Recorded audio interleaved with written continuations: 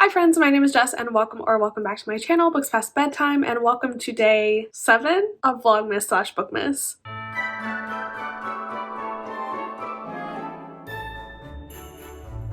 Today we're going to be talking about all of the books that I DNF'd in 2022, and there are 10 books that I have officially DNF'd in 2022, plus 2 honorable mentions that I will probably read at some point, but I did clear them off my currently reading this morning, so I wanted to mention them. But then the other 10 are books that I actually hard DNF'd, will not be picking up ever again in the future, so let's talk about them. Let's get the 2 honorable mentions out of the way, the first of which is The Fate of the Stars by S.D. Simper. This is a KU enemies to lovers captivity fantasy romance. It's between these 2 girls. One is a princess and one is a mermaid, and the kingdom that the princess is a part of has captured this mermaid for some purpose. I think to be in some kind of like circus or show, to be some kind of animal thing like that. I don't know. Princess is tasked with taking care of her and feeding her every day. I don't really know where this is going. I only got 15% into it and I was like liking it so far. It's written decently well. Nothing really like hooked me and made me feel like I had to keep reading immediately. So I ended up DNFing it at 15%, but like I said, this is a soft DNF. I am interested in picking this one up again, possibly in the future. There are just other books I need to prioritize before the end of the year, so that's why I kind of just soft DNF'd this one from now, cleared it out of my currently reading, and I actually just put it back on my like to read shelf instead of, you know, dealing with that. Same thing with Love and Chaos by Poppy Woods. This is an enemies to lovers post-apocalyptic kind of story, and the apocalypse in this story occurred when like men took over everything, started controlling women again, a la The Handmaid's Tale, but women had an uprising and now women control everything and they treat the men as slaves.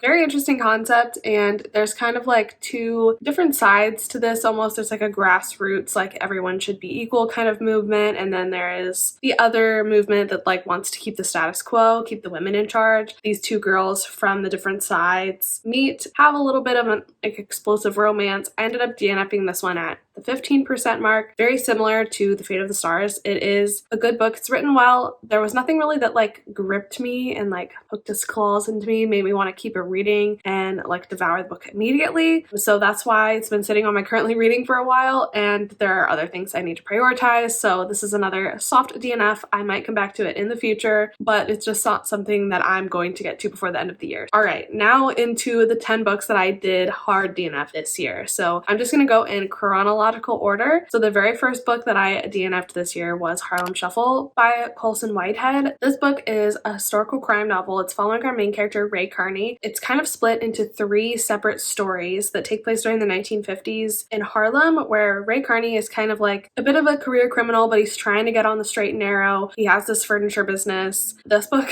was really boring. It's as boring as the description makes it sound. This book is very light on action, and while you're reading, it's very unclear how these stories are related. They're all kind of like about the same guy, but they're just like 3 seemingly completely unrelated stories. Maybe if I had got to the end, there would have been this cool moment of everything coming together, but upon reading the reviews, it really does not seem like that would be the case. It seems like most people just thought this was very disjointed. The writing was also very strange and hard to get into. It went off on all these random tangents that had nothing to do with the narrative, and I feel like did not add anything to the story at all. Plus, like a historical crime novel just really isn't my thing. I picked this book up for my video that I did in January where I read the like top 10 Goodreads thriller nominees of 2021, and I just could not force myself through this book, so I ended up DNFing it at 53%, which I feel like is a pretty good shake. Like I gave this book its fair shot and it just did not do it for me. So this was the first book I DNF'd in 2022. The next book I DNF'd was Boyfriend Goals by Riley Hart. This is a male Kindle Unlimited contemporary romance. This book follows Milo and Gideon. Milo has always been known for being kind of different. It's heavily implied in the narrative that he is autistic, and at the beginning of the story he ends up inheriting this property from his late grandmother, and this property includes a bookstore, an apartment, and a tattoo shop. This tattoo shop is rented out to Gideon. Gideon would like to keep the lease while Milo wants to try and run the bookstore. It's kind of like an opposites attract sort of romance because Milo is like quirky, different, bookish, whereas Gideon is like a bad boy tattoo artist. I really didn't get far enough in the narrative to see how their romance and their chemistry was going to progress because the writing was so poor.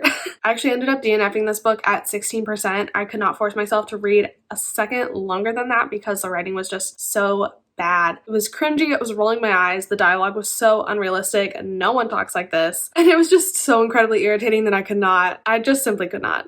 And it's really interesting that I felt this way because this book actually has a really high rating on Goodreads. It has an average rating of 4.25, and some of my friends and other people I follow gave this book 5 stars, and I'm like, were we reading the same book? Because this book was horrible in my opinion, I'm sorry. And it's not just like that it has 200 ratings, it has over 5,000 ratings, which I feel like is a good amount for a KU romance, so I don't know. I must have downloaded a different book than you guys because this book was terrible. The next book I DNF'd was Bat Boy by Christina Lee. This is another male Kindle Unlimited contemporary romance. This one is baseball edition. This book follows Brady and Kellen, who are both students at Easton University. Brady is on the baseball team and Kellen is the bat boy for the baseball team. They kind of strike up a flirtation, a relationship. It's a bit of a sexual awakening story. I don't think Brady is fully aware that he is attracted to guys. Kellen is kind of like his first boy crush, his first boyfriend. And I feel like that was my main problem with the story. I feel like I definitely don't hate the awakened sexuality trope. I've read many a book where it's done really well, but in this book it was not done well at all. It was done so juvenilely. I mean, these boys are in college. There's this horrible scene where they're like cuddling and Brady jizzes in his pants from cuddling.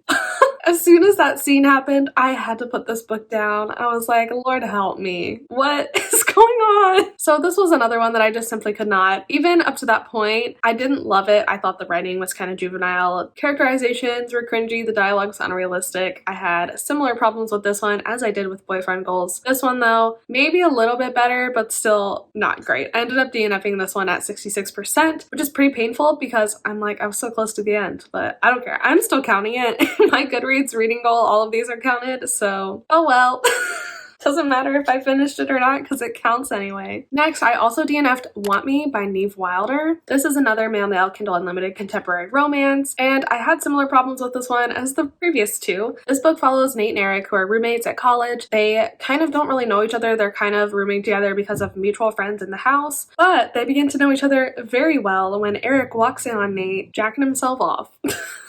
This is the catalyst for a relationship between the two. They start hooking up and things go from there. The problem I had with this book is we don't even get to see that scene. We're just told about it. So I feel like we did not feel the explosive chemistry, the tension, the angst that could have been developed from that scene. And I think it's so silly that the book didn't start with that scene, that it starts after that scene and then we're just told about it. That was my main problem with this book. I'm like, why did it start where it started? It started in such an awkward place in the story that I felt like I didn't understand why these characters were together. It's really just very like sexually charged and I didn't get any like angst or feelings or attraction between the two, and I think it's because we didn't get to see that catalyst scene in the narrative. Also, this book was originally released serially in 6 parts, and I feel like that made the story disjointed. I feel like when it was published as one book, it kind of maybe should have been edited for more cohesion. So yeah, I don't know. I ended up DNFing this one at 20%. It just didn't work for me personally. I know that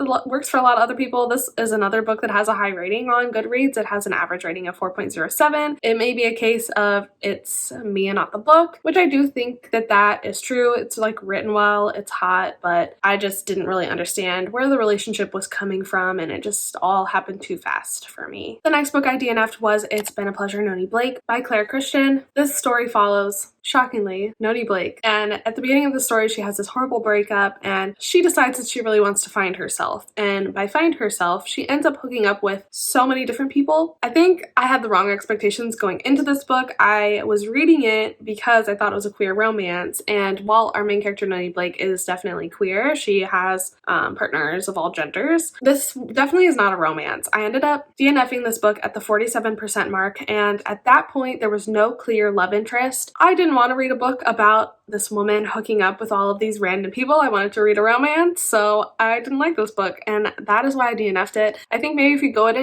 into it with different expectations than me, you could possibly enjoy it, although I will say that I also don't think this is a very good book. Like, I don't think the writing is very good. It again suffers from cringy characterizations, bad dialogue, unrealistic situations. I definitely did not connect to this one, so I am not sad about having DNF'd it. The next book I DNF'd was Jade and the Legacy by Fonda Lee. This is the third book in the Greenbone Saga trilogy, which is an adult epic fantasy series following this group of siblings who are Greenbone warriors, which means they can harness the power of Jade to kind of have superhuman powers. And these three are also kind of like the government of this city. They're in the middle of this turf war. They're dealing with family drama. There's all kinds of stuff going on in this story. I was reading it for the Fantasy Series Book Club, and if it weren't for the Fantasy Series Book Club, I probably would not have picked it up because I know my own tastes and I know this is not the kind of book that I want to read. And something that I've learned about myself this year is that it's not that it's a high fantasy. Some of my favorite books I read this year were high fantasy, but they were high fantasy romances. And almost all of them followed one or two characters. You know, this book had way too many characters, way too many moving parts for me, and a shocking lack of romance. Actually, it's not shocking, but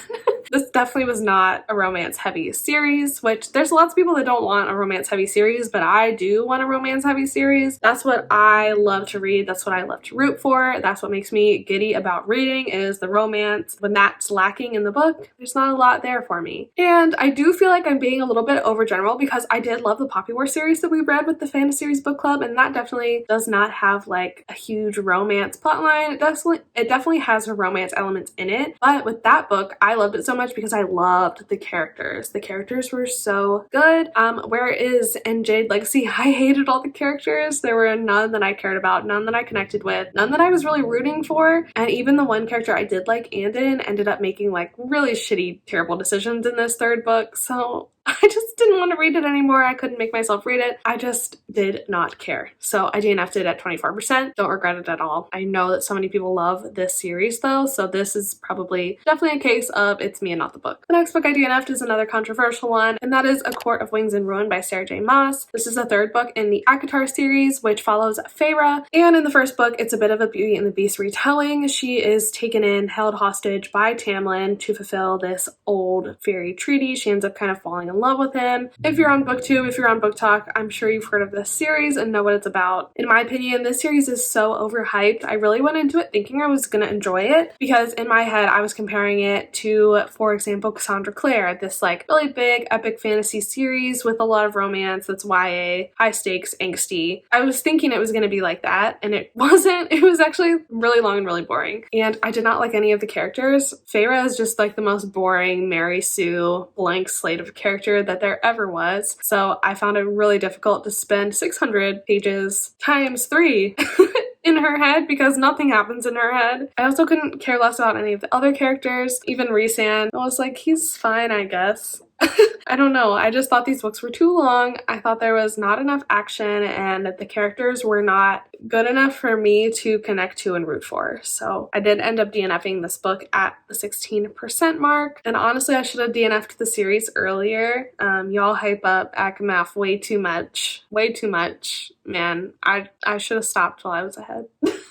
The next book I DNF'd was A Dowry of Blood by S.T. Gibson. This is a Dracula's Brides reimagining, and it follows our main character, Constanta, who is turned into a vampire and married by Dracula, and she is really obsessed with him for a while, but then he like wants to start bringing in other wives into their relationship. Constanta is really not into this, but she doesn't really get a say in it, and as time goes on, she starts to realize that Dracula is kind of a bad dude. I think she and the other wives team up to take him out. I didn't get that far because I ended up DNFing this book around 30%. This book's honestly really short, and I feel like maybe I should have pushed through it, but it did nothing to capture my attention. I thought it was so boring when I was reading it and listening to it. When I originally decided to DNF it, it was kind of like a soft DNF because I feel like so many people rave about this book, but the more I think about it, the more I definitely don't see myself picking it up again in the future. I was 30% of the way through it for like a month, and no part of me wanted to pick it back up. I think that is a good indication that I should just leave her be. She's just not for me. So I definitely have been fairly vocal the last couple of months about how I hated the Dark Olympus series by Katie Robert, and I did end up DNFing this series during Wicked Beauty. Wicked Beauty is the third book in the series, and it was the one I was most excited for. It was the whole reason why I read the first two, because this book features a MMF relationship, and I just wanted to see how Katie Robert was going to do that, how this book that was like so hyped on BookTube and Book Talk was going to tackle that when that's kind of like an indie romance thing. So at the core of it, this is a Achilles, Patroclus, and Helen retelling, and at the plot of this book, there is this challenge where in this world, all of these different people are competing to be the new Zeus, because in this world, the country, the state is ruled by these 12 figureheads who are all named after the gods of Olympus. Achilles, Patroclus, and Helen are all competing in this challenge, and so there's a bit of a forced proximity trope because they're all trying to be champions and they're all together. At the beginning of this book, Achilles and Patroclus have an existing relationship that's kind of an open relationship. We're told that it's an open relationship, at least. We don't really see how that works for them, but we're told that it's an open relationship, and Helen becomes their third. I just had such an issue with this book. I don't know, I really haven't read many MMF books before, or like polyamorous, throuple, wide choose kind of romances. I've never really read those, so I don't know how it's supposed to go, but I did not like this one because I feel like in a relationship like that, communication is key. These three characters did not communicate at all. In fact, they actually did communicate a little bit and set hard boundaries, but those hard boundaries were just trampled over and broken within hours of them being set. So that just rubbed me the wrong way. I'm like, if you can't communicate with your partner, how are you going to have a strong relationship? I don't know. I just was not into it. It was so sexually charged and just not very like romantic. I don't know. It was just kind of weird. I just didn't like it. I ended up DNFing this book at page 198, which I think was like pretty much halfway through, 54% maybe, and I don't regret it. This is probably the book on this list that I fucking hated the most. And the final book that I DNF'd in 2022 was Sailing with Her Wolf by Ariel Marie. This is a Kindle Unlimited fantasy female-female romance, and it's a shifter Omegaverse romance. It follows our main characters Marley and Zara. Zara is a wolf shifter and Marley is her human best friend. It's like a fated mates trope. Zara knows that Marley is supposed to be her like one true mate, but Marley has always dated guys,